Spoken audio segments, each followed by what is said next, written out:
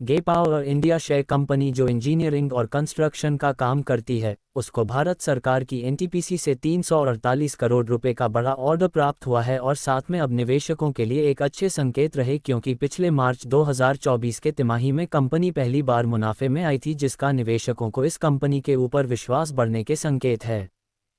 Order का जानकारी company ने अपने एक्सचेंज फाइल द्वारा जारी किया है कि गे पावर इंडिया शेयर कंपनी को भारत सरकार की एनटीपीसी कंपनी से 348 करोड़ का जो ऑर्डर प्राप्त हुआ है, ये ऑर्डर इनोवेशन और मॉडर्नाइजेशन स्टीम टरबाइन के लिए यह ऑर्डर है और यह ऑर्डर कंपनी को 44 महीने में पूरा भी करना है। कंपनी के बारे में कंपनी का शुरू का नाम एल्स्टॉम इंडिया लिमिटेड है, जिसे बदलकर अब की जीई पावर इंडिया लिमिटेड कर दिया गया है।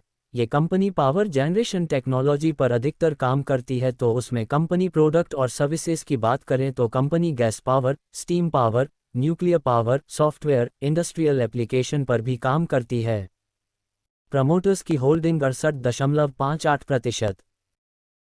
गे पावर इंडिया शेयर कंपनी के वित्तीय स्थिति में कंपनी मजबूत नजर आ रही है। किसी कंपनी की प्रमोटर्स की होल्डिंग 68.58% की तो कंपनी के ऊपर केवल 101.90 करोड़ का कर्ज और साथ में कंपनी के पास 151.39 करोड़ का फ्री कैश फ्लो भी उपलब्ध है। आप मान सकते हैं कि कंपनी पूरी तरह से कर्ज मुक्ति भी है, क्योंकि कंपनी के पास 151.39 करोड़ का फ्री कैश है।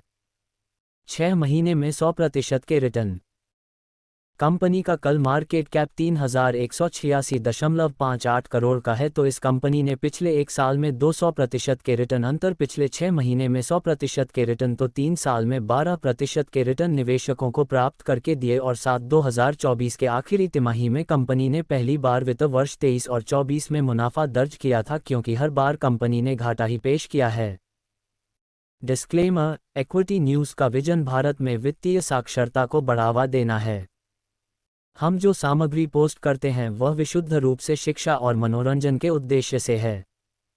हम सेबी पंजीकृत वित्तीय सलाहकार नहीं हैं, इसलिए हम कोई निवेश या वित्तीय सलाहकार सेवाएं प्रदान नहीं करते हैं।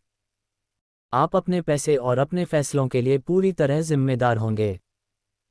कृपया अपने वित्तीय निवेश के लिए किसी सेबी पंजीकृत वित्तीय सलाहकार से परामर्श लें।